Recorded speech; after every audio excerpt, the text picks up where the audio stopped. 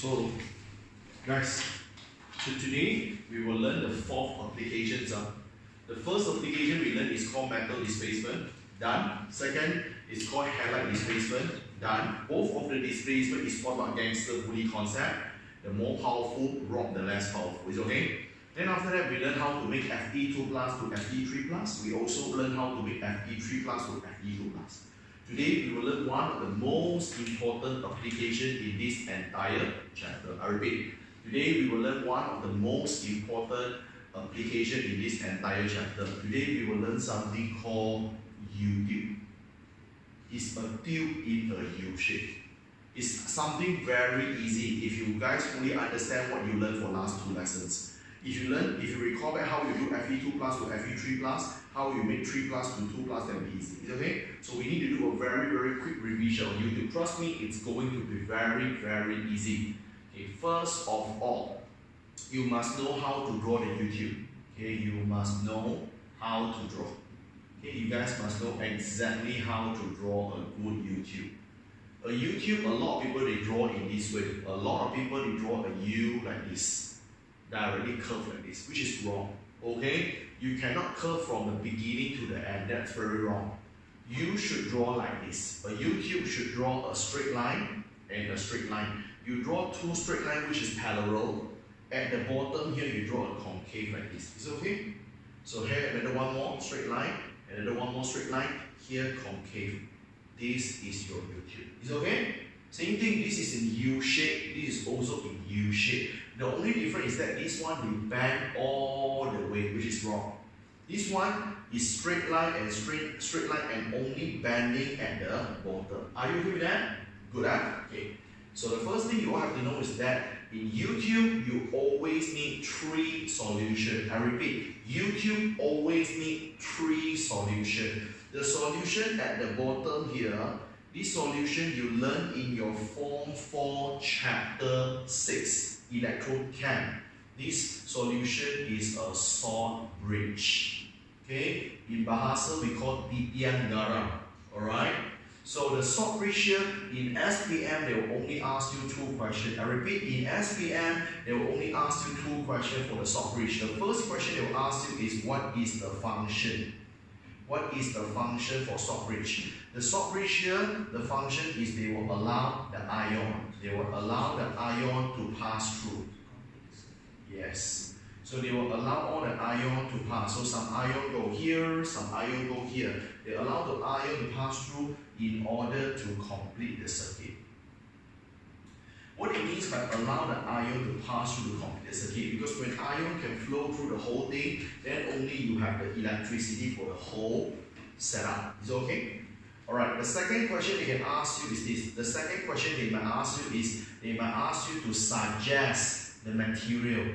So these are some suitable material that you all can use to make salt bridge. Salt bridge, there are so many material you can use. I repeat, there are so many material we can use as salt bridge. The easiest one is 2. There are 2 simplest material you can use. The first one, you look at the word salts. One of the simplest and the most famous salt is the salt that we will eat, which is called sodium chloride. So one of the simplest material to use salt bridge you can write is called sodium chloride. So you can suggest sodium chloride as the salt bridge. Is it okay? If you don't want, you are also allowed to suggest acids. You suggest any acid will do. Sulfuric, hydrochloric, nitric, all acid also can. In SPM, normally they will use sulfuric acid. Is it okay? Okay? So I want all of you to know, U-tube, the bottom solution is called salt bridge, which can be used sodium chloride or sulfuric acid. This salt bridge has a function which is allow the ion to pass through it to complete the whole circuit. Is it okay? On top here, you have 2 more solutions. One solution here is actually your oxidizing agent, and one more solution here would be your reducing agent. Simple as that. It's okay? One side is oxidizing, one side is reducing. The sequence doesn't matter, which means that you can choose to put a reducing agent on the left, oxidizing agent on the right. Is okay. Clear? But make sure they must be different. If this is oxidizing, this must be reducing. You cannot put both oxidizing agent, that's wrong. You cannot put both reducing agent, that's wrong. Clear? And I want to do a quick revision with you, which we learned in the last 2 lessons. Okay, this is a very, very quick revision, which is so important for you. In SPM, there are total 4 oxidizing agents that you will encounter. The first oxidizing agent is called acidified potassium manganate. So acidified potassium manganate, the Roman number would be 7, solution. Okay, formula it's KMnO4/H+. Is okay? The second oxidizing agent that you learn is acidified potassium dichromate. For dichromate, the Roman number is 6, solution. Formula K2Cr2O7/H+. Okay? The third oxidizing agent that you guys learn is called bromine water. Bromine water formula Br2. The last oxidizing agent you ever learned before, it's actually called chlorine water. So chlorine water, the formula is Cl2. This is something we learned in the previous lesson, if you remember. Okay, when we learned Fe2+ to Fe3+. Okay, one more thing. So we also learned something last week. Last week we all learned about reducing agent. For last week, the reducing agent, we know there are total 3 reducing agents in SPM. It's okay? Agents. So the 3 reducing agent, the first one is called magnesium. So magnesium formula is Mg. The second reducing agent is called zinc. Formula Zn. The third and the last reducing agent is all the halides. Halide means the group 17 ion. All the group 17 ion called halide and their reducing agent. I'm talking about chloride, Cr-. I'm talking about bromide, Br-, and iodide, I-. All these things you learned in the previous 2 lessons. Understand? And they are extremely important. Here's the deal. If you fully understand what you learned in the previous 2 lessons, you're going to have an easy time on what we're going to do here, because it's just a combination. Alright? So this is the idea. So on top here, you will have a stopper. On top here, you will have a stopper. So draw a stopper, draw a stopper, draw a stopper, and draw a stopper. So your stopper will go to immerse a piece of electrodes. So this is the electrode. So these two, they are carbon electrodes. So both of them are carbon. Okay, so this is carbon electrodes. And the carbon electrode is connecting to a device called G. G is called galvanometer. Galvanometer. Is okay? Alright? Because I want you all to understand actually what happened in YouTube. In YouTube, you are actually producing electricity. YouTube is a device that we all use to produce electricity. Just like one thing that you all learned in your Form 4 before. In Form 4, if any one of you remember, you learned about a device to produce electricity. It's called voltaic cell. It's called voltaic cell. Alright? In Form 4, you learned about voltaic cell, which is used to produce electricity. Okay, what is voltaic cell? If you recall back, voltaic cell is you have 2 different metals, let's say zinc and copper, immersed in solution, and then you connect to a voltmeter to measure how many electric you produce. Understand? So I want all of you to do a quick recap here. Okay, voltaic cell and also YouTube, their main function is to producing electricity. That's why you put on a galvanometer or voltmeter in order to measure how many electricity they have produces. Are you clear with that? Alright, so here this is the additional knowledge which they won't ask you in SPM. Why you don't put a voltmeter here? Why you put a galvanometer? This is a concept we learned in physics. Alright, galvanometer is a very, very sensitive device. Sensitive means that it can detect some very small value.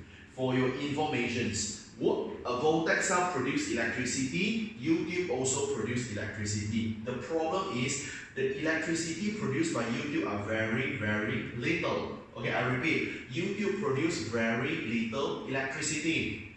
which is very, very hard to be measured by voltmeter. Because voltmeter is not sensitive enough to detect some very small voltage. Understand? So if you want to detect a very, very little or small voltage, you need to use a more sensitive measuring device, which is galvanometer. Are you with that? So now let's put everything together. So what you need to know by now, number one, all of you must know YouTube, the main purpose is to produce electricity. So if you want to measure the electricity that produced by YouTube, you put on a galvanometer here. Number two, all of you must know YouTube consists of 3 solutions, always 3 solutions. The first solution put at the bottom, this solution called salt bridge, and then 2 more solutions on top here, left and right. This solution is oxidizing and reducing agent. Is it okay here? Alright, you have 2 solutions on top. One is oxidizing agent, one is reducing agent. The sequence doesn't matter. You can put reducing agent on the left and oxidizing agent on the left, on the right, no problem here. But you must know that on top here, the left and right hand side, they must be different things. For example, if left hand side is oxidizing agent, right hand side must be reducing agent. Are you okay with that? It's not very, very hard.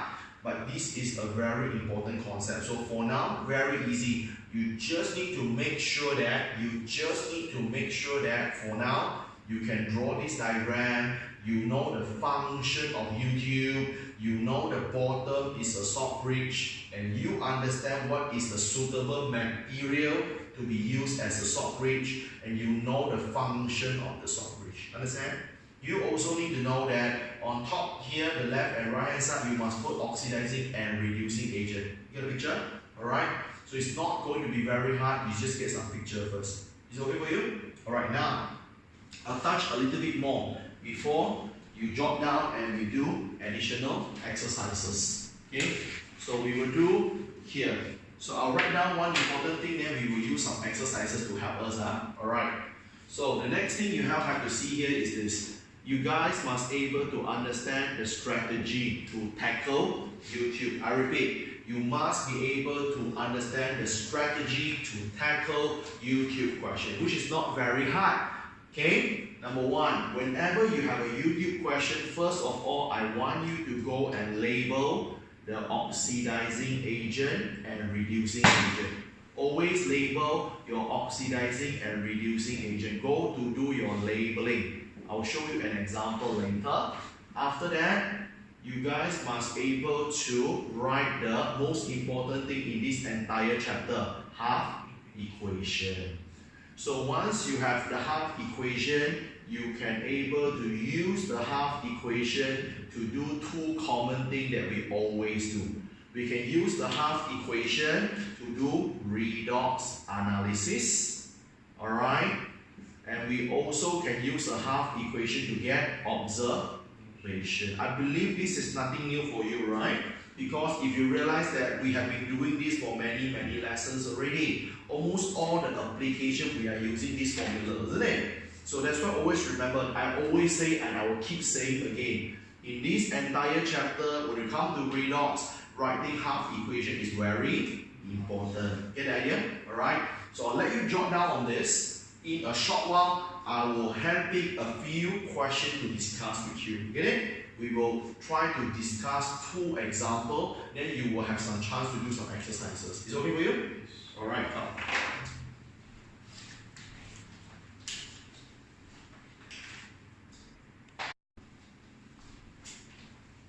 Alright, so now, we will try to do 2 exercises together. Alright? By doing these 2 exercises, you're able to see a big picture. Okay? Just 2 exercises is enough for you guys to see a big picture what is happening. Alright, let's start. So I'll try to do 2 examples with you. Okay? So we just modified from this picture. Okay, let me just do a simple modification here. And I'll tell you what you should do. It's all about the right strategy, guys. Okay. At the bottom here, I put dilute sulfuric acids. Okay. On top here, the left hand side, I will go to put a solution. Okay, let me erase it and refine for you. Okay. This is the electrodes. On the left hand side, let's say I put a solution. This solution called potassium. Let's say we call it bromine water. On the right hand side here, I put another one more solution. Let's say on the right hand side here, the solution I put something called potassium iodide. Is it okay? Not very hard. Okay, now let's see what we can do on this. So you can refer to the strategy. First and foremost, whenever you have the question, label your oxidizing and reducing agent. So that's why you need to know who are the 4 oxidizing agent and the 3 reducing agent for your SPM. It's okay? You have to know it. So let's see. The first one, we have bromine water. I think bromine water is oxidizing agent. So label it. So this is oxidizing agent. Alright, so on the right hand side here, potassium iodide. Iodide is halide.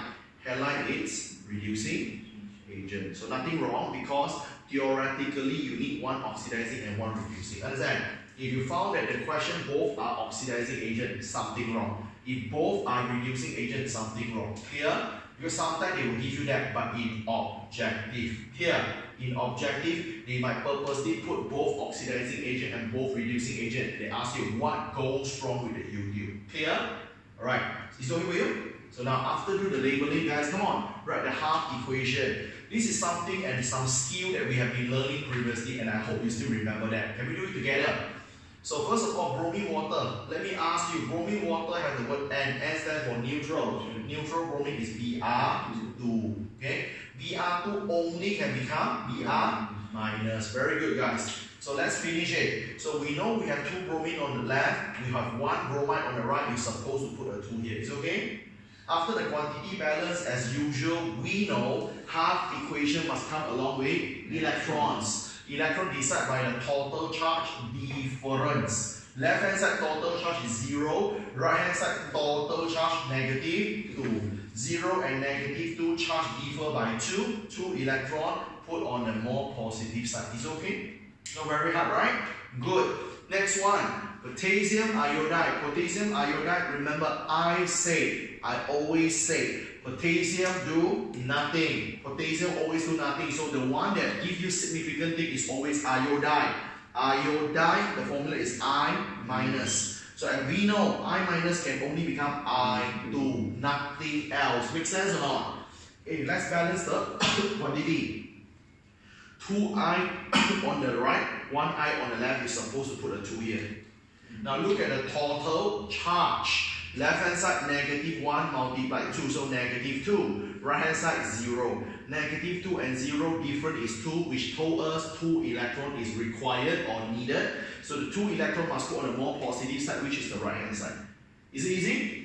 Get it? And guys, trust me, as what I always say, once these 2 half equation is there, you are safe. Here, you can do what you should do already, which is something that we keep on doing. Get it? Something quite boring lah. So we will use the half equation to do redox analysis. Come, let's do it huh? Okay. So we will try to do redox analysis, and I told you many times, redox analysis, although can be done by 4 methods: oxygen method, hydrogen method, oxidation number method, and electron method. Although there are 4 methods there, but the one that most important that we all compulsory to know is oxidation number and electron method. Here, let's say for the first example, we try to use electron method. Is okay? Let's try to use electron method to work on it. So let's see electron method. So when we want to use electron method, we must be very sensitive with the location of electron. Look at here, Br2 plus 2E become 2Br minus. So I saw the electron on the left means receive. Who received? Br2. Br2, what's the name? Bromine water. So you can write bromine water is actually receive 2 electrons. So when bromine water receive 2 electrons, you know bromine water will undergo reduction, because receive electron means reduction. Is it okay for you? Good. So after bromine water undergo reduction, so we know bromine water would be oxidizing. oxidizing agent, which make perfect sense. That's why bromine water is oxidizing agent. Is okay? Not very hard, right, guys? Agree with that? Okay, now, if we look at another one, potassium iodide. Okay, so we see 2I minus become I2 plus 2E. So in this case, I saw the electron on the right hand side means donate or lose or release. So who do donate electron? I minus. What is the name of I minus? Iodide, not iodine, right?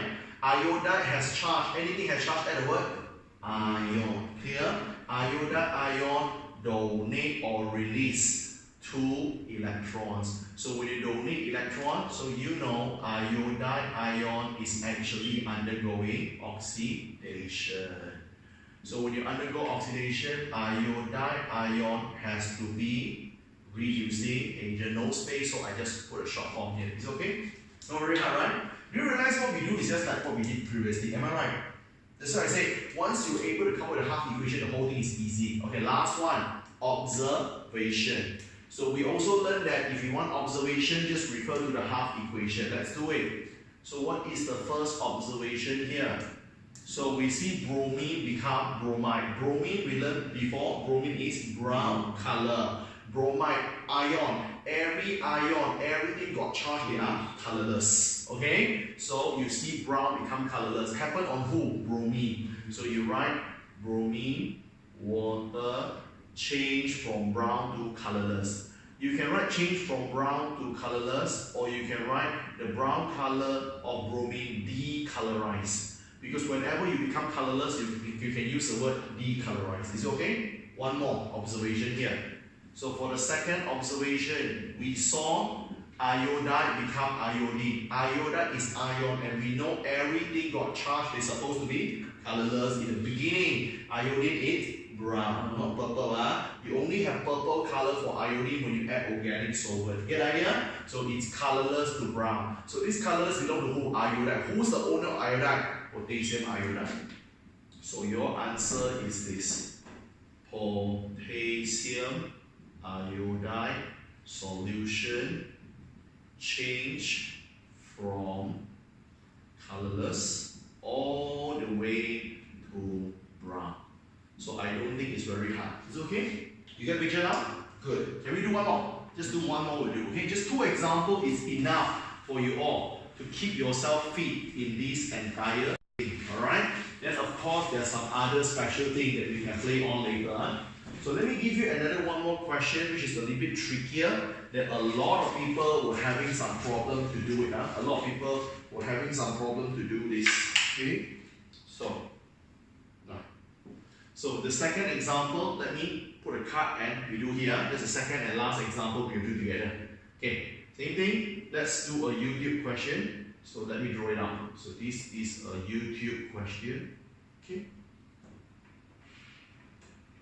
Let me make it looks a little bit trickier for you, and I will tell you how to solve it. No worries. So this is a stopper.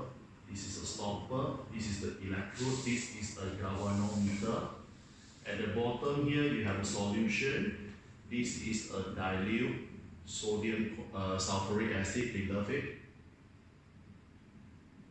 On top here, this guy is called iron 2 sulfate solution. And on the right here, this is acidified potassium manganate. So you have acidified potassium manganate 7 solution. Okay? Alright, now let's do this question together. As usual, take a quick glance. You know this question is YouTube question. So recall back, when I have YouTube question, the first thing I should do is called labeling. You should label oxidizing and reducing agent, and I want all of you to be very careful. Look at here. Iron 2 sulfate. So iron 2 sulfate, if you check seriously, it's not in the list. It's okay? Because if you check our list, oxidizing agent, the 4 substance don't have iron 2 sulfate. The reducing agent, 3 substance also don't have it. Then a lot of people ask, sir, how to do this case? Since it's not in the list, never mind. Whenever it's not in the list, a simple way for you to do is skip. Just jump to here. Just jump to the opposite will do. Okay? Because I don't know iron 2 sulfate is oxidizing or reducing agent. I don't know. Alright? Because it's not in the list that I gave you. Clear? It's not in the list of 4 oxidizing agent. It's not in the list of 3 reducing agent. Get it? So I don't know. Never mind. Just jump to the opposite side. Alright, now on the right hand side, I have acidified potassium manganate 7 solution. Do you guys know acidified potassium manganate 7 solution is what agent? You know, right?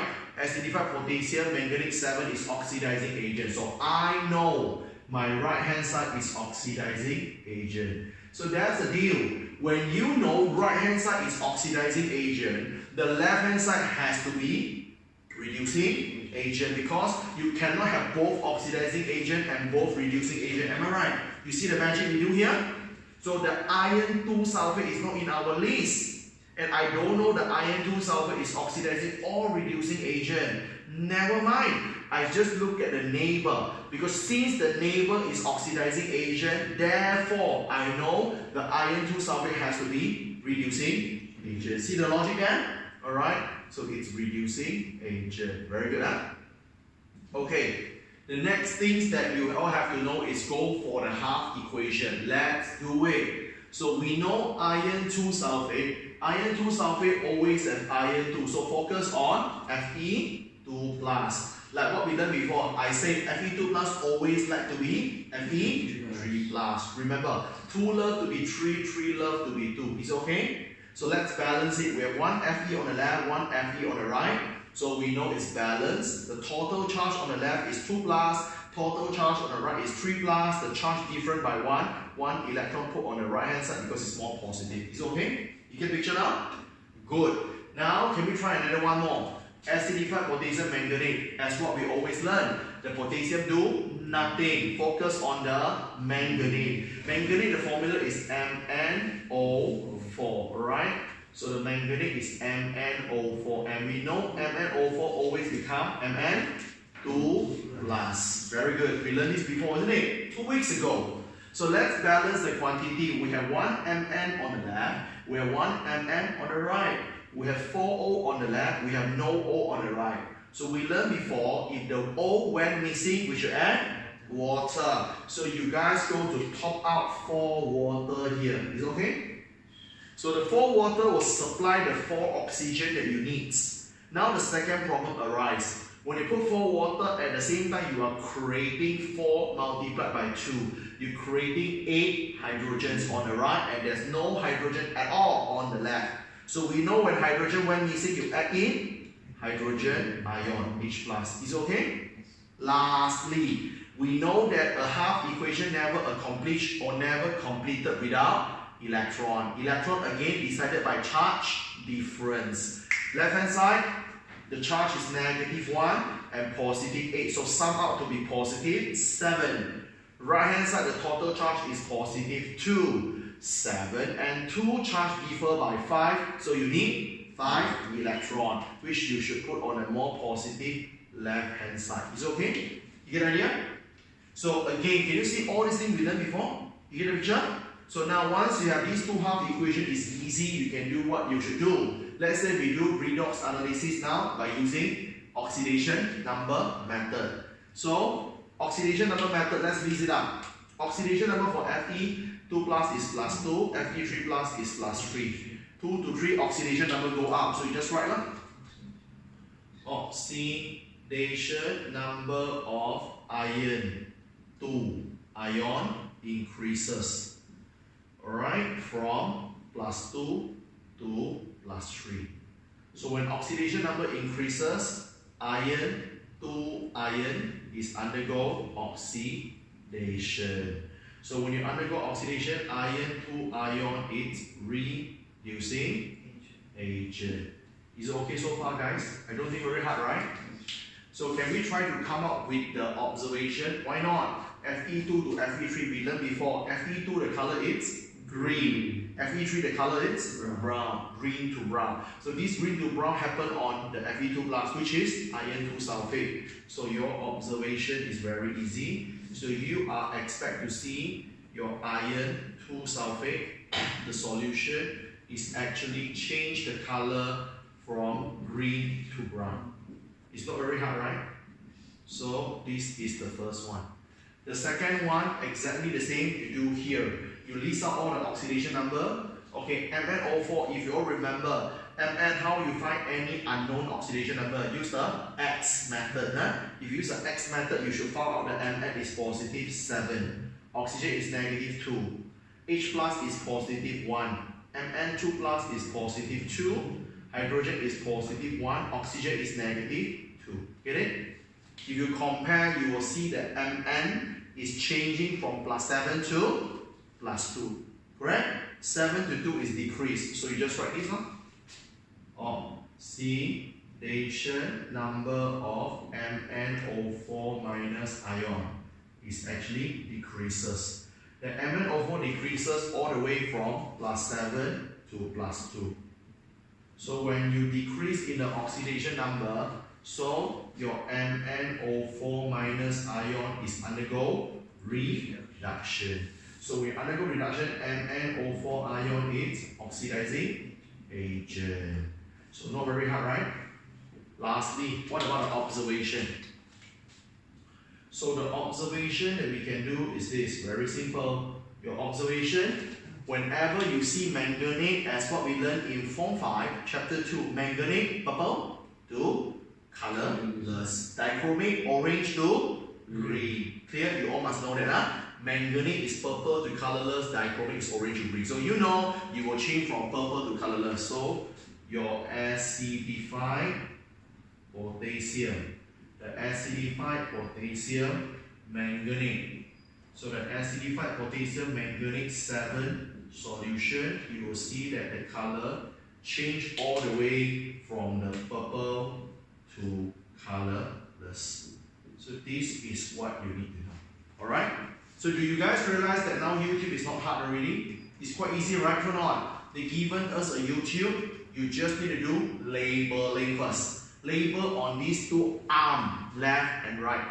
One side will be oxidizing agent, one side will be reducing agent. Understand? After you label oxidizing and reducing agent, you write out their half equation. And once you have a half equation, it's easy because you all can rely on the half equation to do redox analysis. You also can use the half equation to predict observation.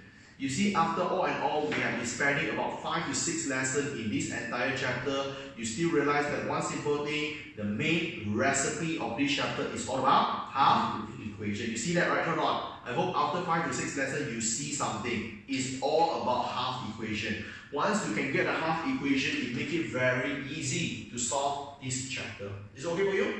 Alright? This is every single thing that you guys are supposed to understand about YouTube. Get it? So let's put it a quick recap. YouTube is a device that you use to produce electricity. So if you want to measure how many voltage produces by YouTube, you use galvanometer to measure. Why we don't use wattmeter? Because if you use the YouTube, the electric it produces are too small, too little. So the wattmeter cannot be sensitive enough to detect it. These questions are not going to be tested in SPM. Understand? But it's good for you to know. Alright? So after you understand that concept, alright, you all must know YouTube consists of 3 solutions. The solution at the bottom must be a stop bridge. The solution on the top left and the right hand side has to be oxidizing and reducing agent. You got it? So this is what you need to know for YouTube. And please be reminded, YouTube is one of the most important applications in this entire chapter. Alright? It's compulsory for you guys to know what is YouTube. Is it okay with you? Alright? Hope all of you get some picture what is YouTube all about. Get it? Not very hard, huh? So the solution at the salt bridge is not important.